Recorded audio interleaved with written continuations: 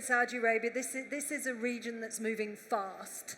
And if we're talking about digitalization, what countries and regions are betting big on digitalization? And I guess, you know, and this is a learning experience, well, what can we learn from them? Yeah, I think there are a number of countries around the world that are forward-leaning. You know, think about India actually having rolled out complete nationwide 5G coverage in basically a year. Think about Singapore, very thoughtful in how they implement digital technologies. But I would also put Saudi at the top of the list.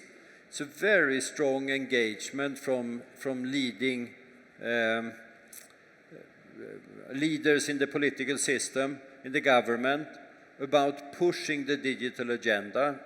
I think that puts actually Saudi at the very forefront of 5G technologies. I would also say, of course, it's exciting about technology, and you've heard me say that before, but the reality is it's actually what it enables, and again, the future job creation.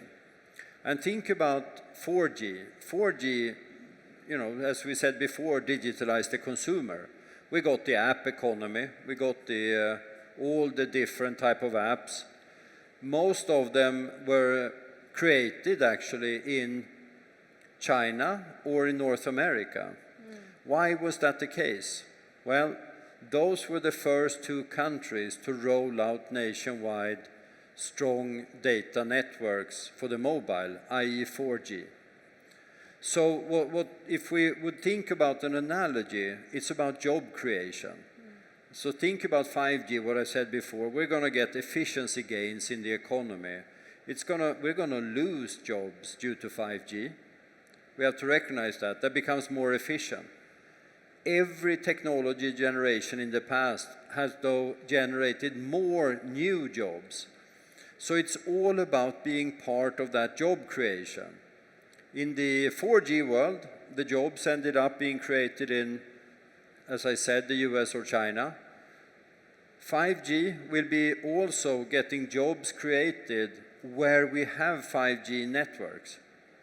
So it's all about being early on building out the digital infrastructure and actually creating that platform for innovation. Saudi is well positioned but needs to continue to run. India is well positioned. Singapore is well positioned. They're trying to take a lead in leveraging 5G to create new applications. But I think this is one of the races that goes on right now.